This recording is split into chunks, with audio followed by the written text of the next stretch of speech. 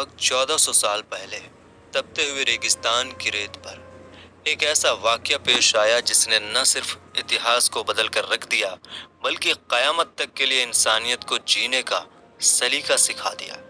سوچئے، ایک طرف تپتی ہوئی دھوپ، آسمان سے برستی آگ، 3 دن کی سخت پیاس، 6 مہینے کا معصوم بچہ، اور دوسری طرف لاکھوں کی بے رحم فوج۔ ایک طرف حق اور سچائی کا چھوٹا سا قافلہ تھا تو دوسری طرف ظلم اور طاقت کا بہت بڑا سمندر۔ یہ کوئی معمولی جنگ نہیں تھی، یہ سطح یا زمین کے کسی ٹکڑے کے لیے نہیں لڑی گئی تھی، یہ لڑائی تھی حق اور باطل کی، سچائی اور جھوٹ کی۔ ایک طرف نبی کے گھرانے کا وہ لاڈلا تھا جسے خود اللہ کے رسول صلی اللہ تعالی علیہ وآلہ وسلم اپنی پیٹھ پر بٹھایا کرتے تھے، اور دوسری طرف وہ نظام تھا جو دین کی شکل کو بدلنا چاہتا تھا۔ لیکن یہ نوبت آخر آئی کیسے؟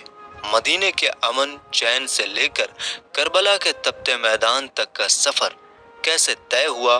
آخر کیوں اللہ کے رسول صلی اللہ تعالی علیہ وآلہ وسلم کے پیارے نواسے حضرت امام حسین رضی اللہ تعالی عنہ کو اپنا گھر بار چھوڑ کر اس کربلا کی طرف جانا پڑا جہاں صرف درد اور شہادت ان کا انتظار کر رہی تھی؟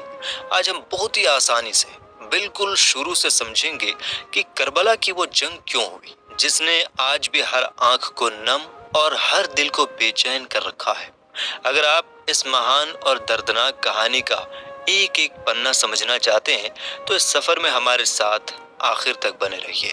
دوستو، کربلا کی پوری کہانی کو سمجھنے کے لیے ہمیں اس سمے میں چلنا ہوگا جب اللہ کے رسول صلی اللہ تعالی علیہ وآلہ وسلم کے پیارے صحابی حضرت معاویہ رضی اللہ تعالی عنہ اسلامی دنیا کے خلیفہ یعنی امیر تھے۔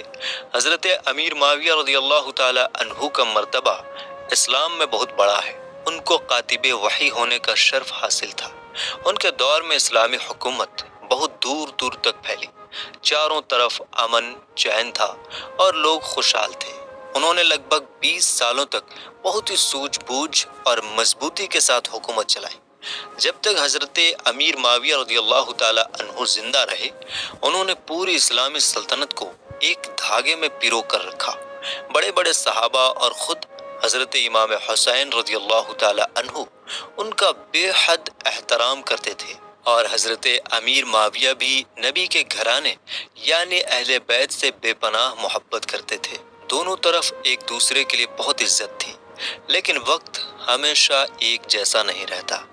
جب حضرت امیر معاویہ رضی اللہ تعالی عنہ کا آخری وقت قریب آنے لگا تو انہیں فکر ہوئی کہ ان کے بعد اسلامی دنیا کا کیا ہوگا۔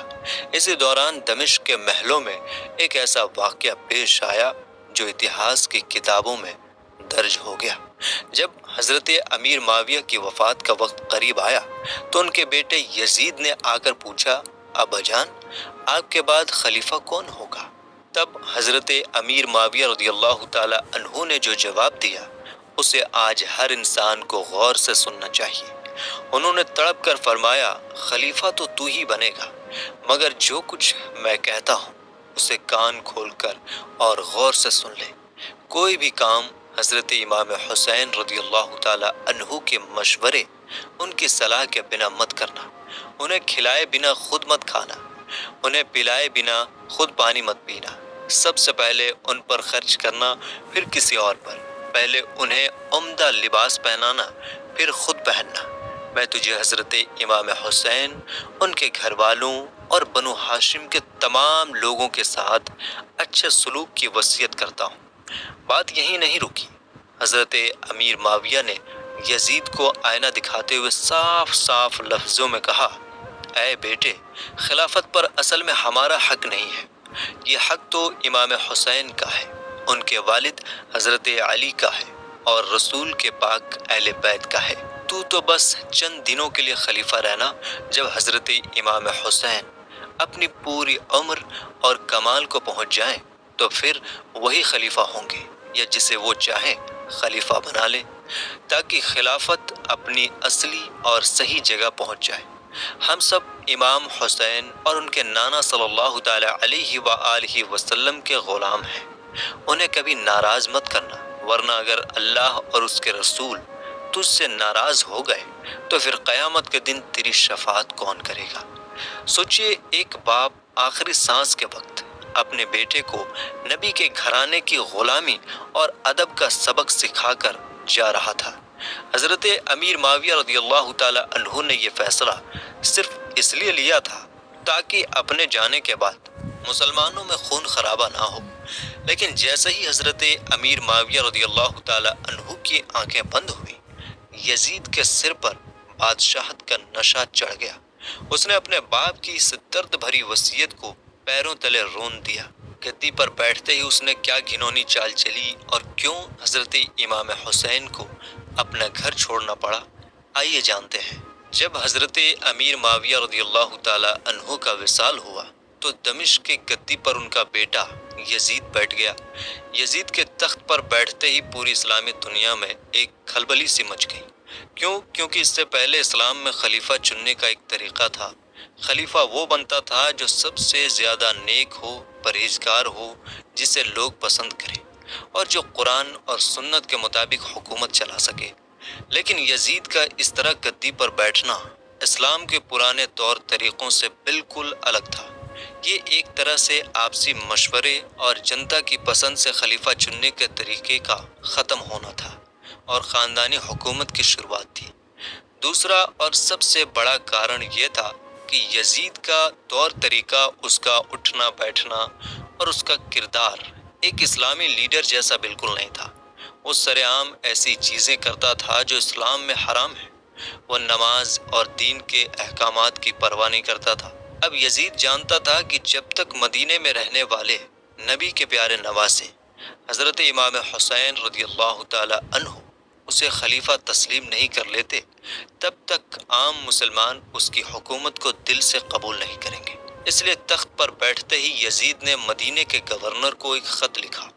اس خط میں صاف لکھا تھا، حسین سے کہو کہ وہ میری بیعت کریں، یعنی مجھے اپنا راجا مانے۔ جب یہ پیغام حضرت امام حسین رضی اللہ تعالی عنہ تک پہنچا تو انہوں نے جو جواب دیا وہ قیامت تک کے لیے ایک مثال بن گیا۔ امام حسین نے فرمایا، مجھ جیسا انسان یزید جیسے انسان کی بیعت کبھی نہیں کر سکتا۔ یہاں غور کرنے والی بات یہ ہے کہ امام حسین کی یزید سے کوئی نجی دشمنی یا زمین و جائیداد کا جھگڑا نہیں تھا۔ بات بہت بڑی تھی۔ امام حسین جانتے تھے کہ اگر آج انہوں نے یزید جیسے بدچلن انسان کے ہاتھ پر ہاتھ رکھ دیا اور اسے اپنا خلیفہ مان لیا تو دنیا یہ سمجھے گی کہ نانا محمد صلی اللہ تعالی علیہ وآلہ وسلم کا دین یہی ہے جو یزید کر رہا ہے۔ لوگ سمجھیں گے کہ ظلم، عیاشی اور جھوٹ بھی اسلام کا حصہ ہیں۔ معاذ اللہ، نانا کا بنایا ہوا پاک صاف دین ہمیشہ کے لیے بدل جاتا۔ دین کی شکل کو بگڑنے سے بچانے کے لیے، سچائی کو زندہ رکھنے کے لیے امام حسین نے فیصلہ کیا کہ چاہے جان چلی جائے، چاہے پورا گھر اجاڑ دیا جائے، لیکن وہ جھوٹ کے سامنے اپنا سر نہیں جھکائیں گے۔ اس کے بعد مدینے کے حالات بہت خراب ہو گئے۔ امام حسین نہیں چاہتے تھے کہ ان کی وجہ سے نبی کے شہر مدینہ میں کوئی خون خرابہ ہو، اس لیے انہوں نے بھاری دل سے اپنے نانا کے روزے کو چوما، رو کر ودا لی اور اپنے چھوٹے چھوٹے بچوں اور پورے پریوار کو لے کر مدینہ چھوڑ دیا اور مکہ کی طرف روانہ ہو گئے۔ لیکن مکہ پہنچنے کے بعد بھی انہیں چین سے بیٹھنے نہیں دیا گیا۔ وہاں کیا ہوا اور کوفہ کے لوگوں نے انہیں کیسے خط لکھے، آئیے جانتے ہیں۔ جب حضرت امام حسین رضی اللہ تعالی عنہ مدینہ چھوڑ کر مکہ شریف پہنچے تو پورے عرب میں یہ خبر پھیل گئی کہ نبی کے نواسے نے یزید کی بادشاہت کو ماننے سے صاف انکار کر دیا ہے۔ اسی دوران کوفہ نام کے شہر جو آج کے عراق میں ہے، وہاں سے امام حسین کے پاس خطوں کا انبار لگنا شروع ہو گیا۔ 1 2 یا 100 نہیں بلکہ 150 کی تعداد میں کوفہ والوں نے امام حسین کو خط لکھے۔ ان خطوں میں لکھا تھا، اے امام، یزید ایک ظالم انسان ہے، ہم اسے اپنا خلیفہ نہیں مانتے، ہمارا کوئی امام اور رہنما نہیں ہے، آپ فوراً کوفہ تشریف لے آئیے، ہم سب آپ کے ہاتھ پر بیعت کریں گے، آپ کے پیچھے نماز پڑھیں گے اور یزید کے ظلم کے خلاف آپ کی ڈھال بن کر کھڑے رہیں گے۔ حضرت امام حسین رضی اللہ تعالی عنہ بہت رحم دل اور ذمہ دار انسان تھے۔ انہوں نے سوچا کہ اگر ہزاروں مسلمان مدد کے لیے پکار رہے ہیں اور حق کی راہ پر چلنا چاہتے ہیں تو ان کی رہنمائی کرنی چاہیے۔ لیکن وہ سیدھے خود کوفہ نہیں گئے، انہوں نے سمجھداری سے کام لیا۔ امام حسین نے اپنے چچیرے بھائی حضرت مسلم بن عقیل رضی اللہ تعالی عنہ کو بلایا اور فرمایا، بھیا مسلم، آپ پہلے کوفہ جائیے، وہاں جا کر حالات کا جائزہ لیجیے۔ اگر سچ میں وہاں کے لوگ وفادار ہیں اور جو خطوں میں لکھا ہے وہ سچ ہے تو مجھے خط لکھ کر بلا لیجیے گا، پھر میں اپنے پورے پریوار کے ساتھ وہاں آ جاؤں گا۔ حضرت مسلم بن عقیل رضی اللہ تعالی عنہ مکہ سے کوفہ کے لیے روانہ ہو گئے۔ جب وہ کوفہ پہنچے تو شروع میں نظارہ دیکھنے لائق تھا۔